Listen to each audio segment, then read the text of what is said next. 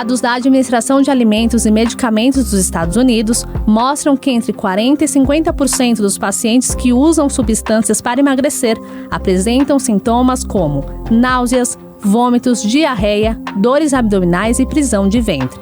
O que mostra que os medicamentos podem afetar a saúde de forma negativa, como alerta a endocrinologista da Sociedade Brasileira de Endocrinologia e Metabologia, Priscila Gil. Durante o tratamento de uma pessoa com obesidade, se ele for muito bem feito, o nutricionista, trabalhar de forma de uma saúde mais integral e não apenas o peso, esses riscos de transtorno alimentar são até reduzidos, porque a pessoa reaprende a se relacionar com a alimentação e até mesmo com a sua própria imagem corporal. Mas se isso é feito de forma inapropriada, com um coaching de internet, com um profissional que não seja especialista, ou mesmo com um não profissional, que muitas vezes acontece no Instagram, o receio é que isso desenvolva um transtorno alimentar. Então, usar esse tipo de medicação tem que ser feito com todos os cuidados para que não haja restrições excessivas, perda de peso acentuadas, mais do que o propriamente indicado, parar completamente de comer vários grupos de alimentos, perder peso e nem perceber que perdeu, ou seja, começar a ter passar de insatisfação para a imagem corporal que a pessoa tinha antes, quando estava acima do peso, para perder o peso e começou a ter uma distorção. Não percebeu que perdeu o peso. As pessoas falam que essa pessoa perdeu e ela não percebe mais. Então, isso é de risco começar a ter um transtorno alimentar. As chamadas canetas emagrecedoras são bem avaliadas por profissionais da saúde e são recomendadas para pacientes que tratam de diabetes tipo 2, pessoas com obesidades e outras comorbidades. Entretanto, é preciso ajustar a dose para cada paciente, como ressalta Paula Pires, endocrinologista. No dia 26 de junho, a Anvisa colocou como obrigatório a retenção de receita na farmácia para que os pacientes pudessem obter esse remédio. E nós, como comunidade médica, ficamos muito satisfeitos, porque agora pelo menos a gente consegue ter um certo controle e saber que o paciente que vai usar a medicação vai ter uma prescrição médica, uma indicação médica. E teoricamente o médico está olhando para todos esses quesitos, né, de saúde mental, de saúde em geral.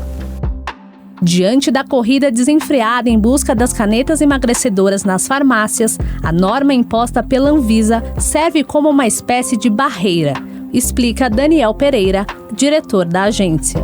O principal efeito adverso que motivou foi o número alto de pancreatite, né, que se dá justamente pela uma utilização excessiva daquele medicamento sobrecarregando o pâncreas, né?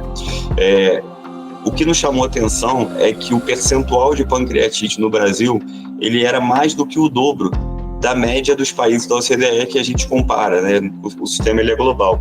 Então, esse talvez seja o maior indício de que não estava havendo um uso racional desse medicamento por parte da população, que nos levou a reter a receita e trazer o médico no acompanhamento desse tipo de paciente. Tamanha facilidade para conquistar o shape abrilhantou os olhos de quem deseja emagrecer a qualquer custo, o que expõe a mudança de mentalidade da população.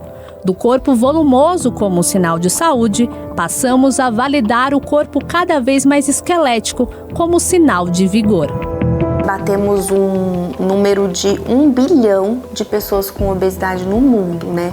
É uma quantidade muito alta, a tendência é só de aumento. É uma doença que a gente realmente perdeu o controle por vários fatores genéticos, ambientais, sociais, comportamentais.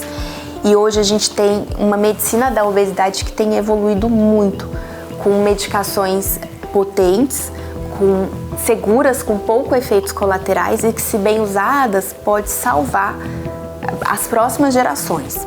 Porém, de outro lado, a gente tem um desejo de magreza social muito grande, principalmente aqui no Brasil, né? E pessoas que não têm sobrepeso e obesidade querendo ficar cada vez mais magras, né? Parece que nada é o suficiente. E aí a gente começa a falar de transtorno alimentar. E claro, essas medicações sem receita médica, elas podem aumentar isso. Eu vejo meninas, principalmente, que não querem ter fome.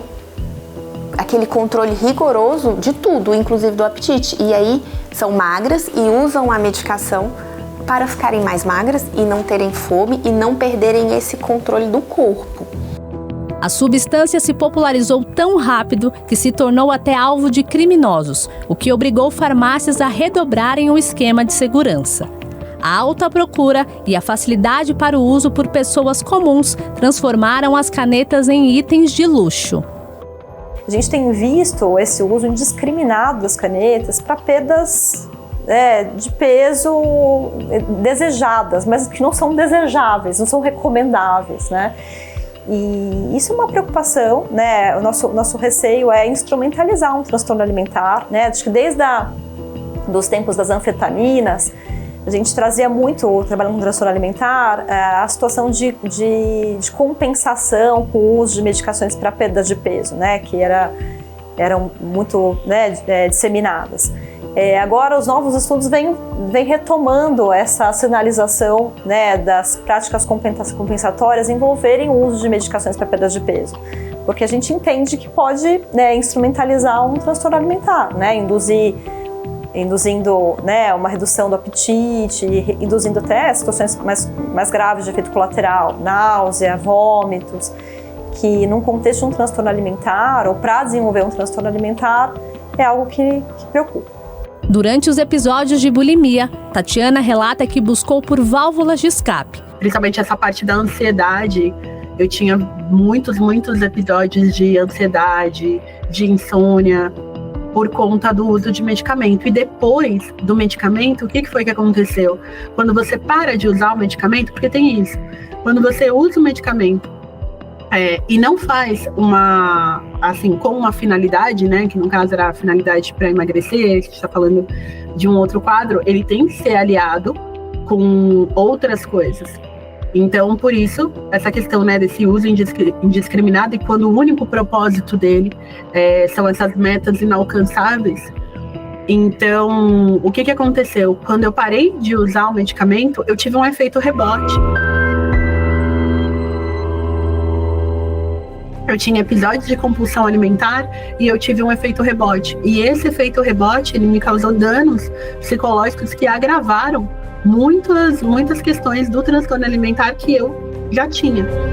Ao longo da história, a arte foi usada como uma janela para o olhar humano sobre a realidade, e uma de suas representações mais recorrentes é a do corpo humano.